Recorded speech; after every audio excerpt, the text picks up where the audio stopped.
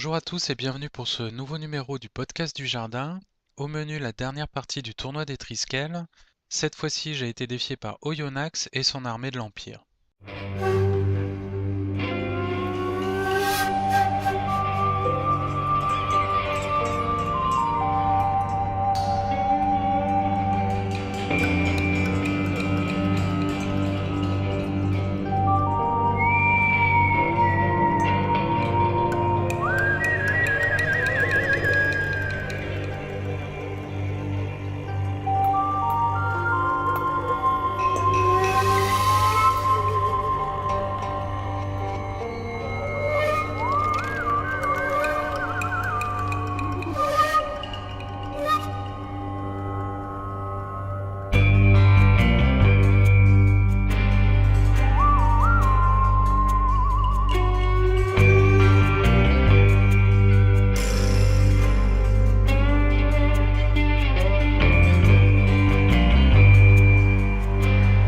Au niveau des décors, au premier plan, on a une colline et une ruine à droite. Tous les autres cristaux seront des infranchissables.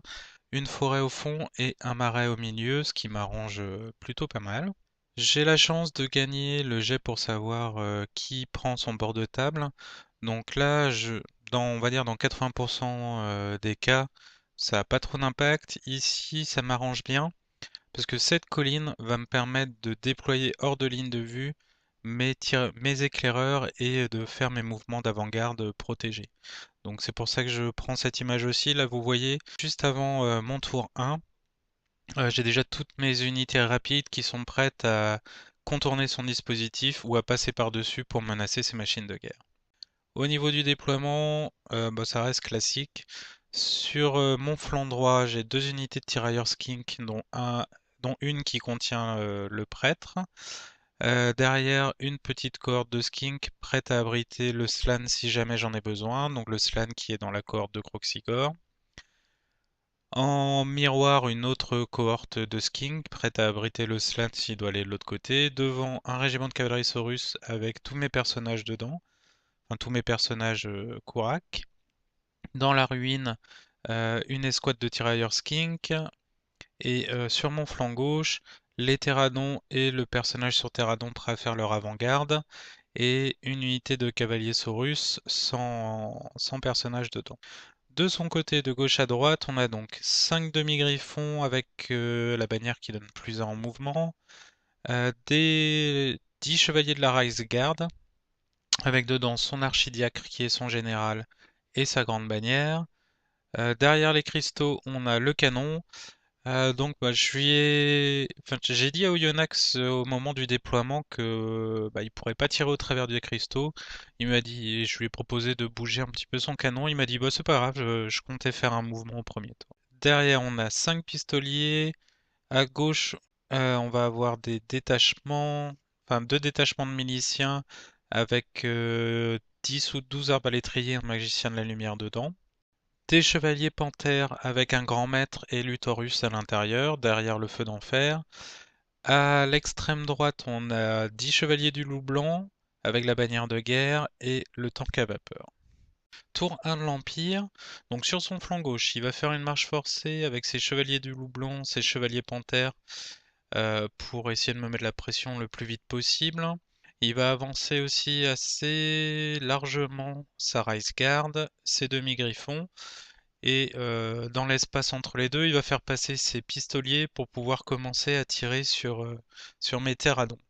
Phase de magie, il ne se passe rien. Bon, c'est normal, il y a juste un niveau 1. Phase de tir, donc le canon a bougé, il ne peut pas tirer. Le feu d'enfer n'a pas de cible. Par contre, il va tirer au tank à vapeur sur mon Tupac sur Terradon. Il va me toucher, je vais réussir la tension messire. Et c'est pauvre Terradon qui va prendre le boulet.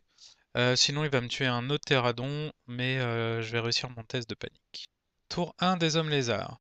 Alors, quand il a avancé la Rise Guard, il s'est mis à 14 pas de mon régiment de cavaliers saurus avec tous mes personnages dedans.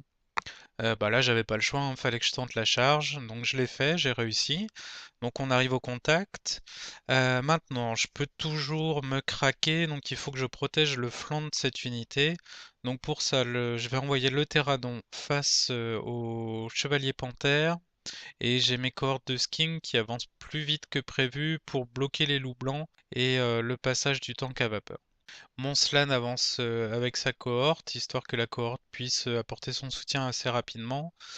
J'aurais pu le mettre maintenant en revoyant les images, j'aurais dû le mettre dans la cohorte de Skink qui est juste à côté. Donc mes caméléons vont tirer sur les pistoliers, je mets ma deuxième unité de caméléons prête à se sacrifier pour empêcher la charge des demi-griffons. Et le Terradon survivant se met à l'opposé de la colline, prêt au prochain tour à aller survoler le canon. Vous pouvez voir que ma deuxième unité de Cavaliosaurus est en train de faire marche arrière. Alors ça, c'est parce que je vais réorienter les demi-griffons loin du combat central. Ça veut dire qu'ils vont s'approcher de mes Cavaliosaurus et je sais que tout seul, sans personnage, c'est des points que je vais donner au Yonax gratuitement. Donc corps à corps, c'est un massacre. Donc je fais d'abord attaque et donc il fait ses attaques, je dois perdre 2 Saurus. Après je fais attaquer les sang-froid et les deux cavaliers Saurus. Donc là, vous voyez les jets de dés, je tue déjà 4 chevaliers, j'ai de la chance. Donc après, ben, c'est les personnages qui tapent. Ça fait dans les 21 attaques force 7 sans compter la prédation. Donc au final, voici ce qui reste. Donc plus rien. Test de panique des griffons qui vont rater leur test. Ils vont fuir mais ils vont s'arrêter juste au bord de table. Donc là, je me reforme pour faire face au chevalier panthère. Alors, sachant qu'en plus, pendant la phase de magie, j'ai réussi à passer catharsis magique sur son grand maître et j'ai détruit son croc runique.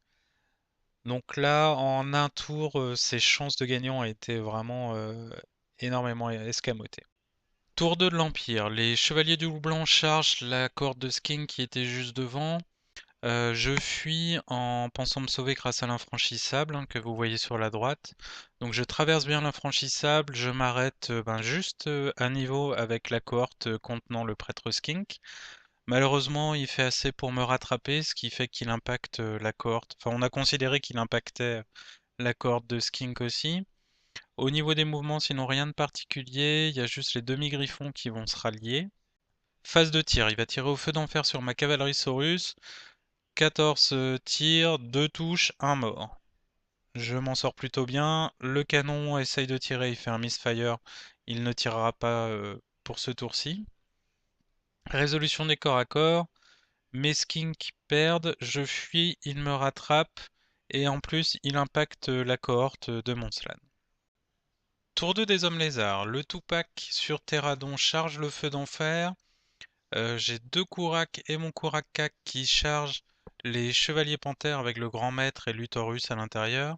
J'ai un Kourak qui reste en arrière parce qu'il a déjà perdu un point de vie et je veux pas le perdre. Au niveau des mouvements, j'ai mes cohortes de sking qui s'avancent vers les griffons pour pouvoir les rediriger plus tard. J'ai mes caméléons qui vont près du canon et qui l'éliminent au tir. Sinon, j'avance encore ma deuxième unité de cavalier Saurus. Donc dans le corps à corps qui va se dérouler avec les Croxigores, j'escompte qu'il y ait au moins 3 skins qui meurent, ce qui me libérera la charge pour attaquer les chevaliers du loup blanc. Corps à corps, donc je perds le combat avec les Croxigores, mais je me reforme. Donc je fais une belle ligne de Croxigores pour pouvoir lancer normalement au moins 9 attaques force 7 sur les chevaliers du loup blanc. Les chevaliers panthères tiennent, ils ont perdu 5 des leurs, parce que j'ai pas pu vraiment taper dans la masse à cause de la répartition des champions, et ainsi de suite. Ils tiennent grâce aux tenaces, et le Tupac réussit à détruire le feu d'enfer. Ah oui, et j'ai 10 tirailleurs skin que vous voyez là à côté du tank à vapeur qui l'ont chargé aussi. Tour 3 de l'Empire. Au niveau des mouvements, il se passe pas grand chose parce que toutes les unités importantes sont déjà au corps à corps. Les demi-griffons font quand même une marche forcée pour essayer d'arriver le plus vite possible sur les lieux du combat. Tir magie, il ne se passe rien. Corps à corps, Luthor qui est en défi avec mon Kourak-Kak utilise sa capacité spéciale et gagne plus 2 en force, endurance, attaque et CC. Ça lui permettra de ne prendre qu'un point de vie, mais il ne fera rien en retour. Pendant ce temps, mes deux Kurak finissent le reste du régiment. Il reste plus que le champion et Luthor. Ils ratent leur test de morale. Ils fuient. Donc, grâce à mon personnage Skink, donc vous voyez le socle ici, je vais choisir de ne pas poursuivre avec mes deux Kurak. Il y a juste mon Kurakak qui va poursuivre. Et par contre, j'arriverai pas à le rattraper. Donc, je réoriente mes Kurak pour qu'ils puissent charger le tank à vapeur au prochain tour. Sinon, pour le corps à corps entre les chevaliers et les Croxigores font trop de dégâts. Il reste plus qu'un ou deux chevaliers du loup blanc. Non, il doit en rester trois. Trois ou quatre chevaliers du loup blanc à la fin de la phase de corps à corps. Ils perdent avec les bonus fixes. Ils fuient et ils sont rattrapés. Donc là, ça commence à devenir quand même très très très très compliqué pour Oyonnax. En élément dangereux, il n'a plus que le tank à vapeur et les griffons. Tour 4 des hommes lézards, mes deux Kurak chargent le tank à vapeur, le Pteradon charge l'unité d'arbalétrier avec le sorcier à l'intérieur. J'ai mon Kurak qu'on ne voit pas ici qui charge Luthor et le champion survivant, il va les rattraper et les détruire. Au niveau des mouvements, donc je mets mes cohortes à portée de tir des griffons, j'ai des caméléons qui se mettent juste en phase 2 pour éviter qu'ils arrivent vers le centre du champ de bataille pour les rediriger. Et je les mets dos aux griffons pour qu'ils puissent tirer sur les miliciens de l'Empire. Les cavaliers saurus qui sont amusés à faire le tour des ruines se retrouvent de face aux griffons. Et j'avance aussi avec la cohorte de Monslan pour être à portée de sort. Au niveau des corps à corps, donc je ne fais qu'un ou deux PV autant qu'à vapeur. Le Tupac sur Terradon va faire 2 morts, mais je réussis pas à faire fuir l'unité d'arbalétrier parce qu'il est tenace.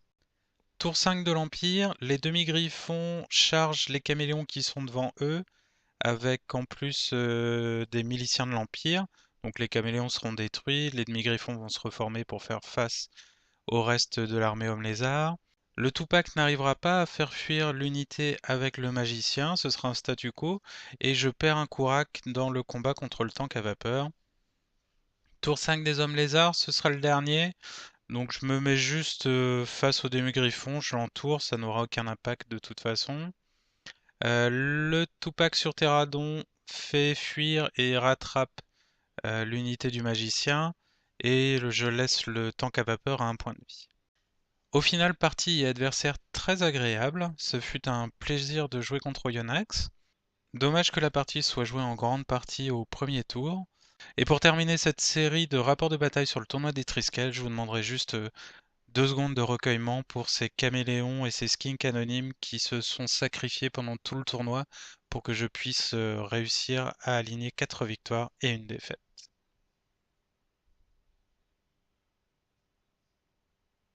Merci de m'avoir écouté et à très bientôt.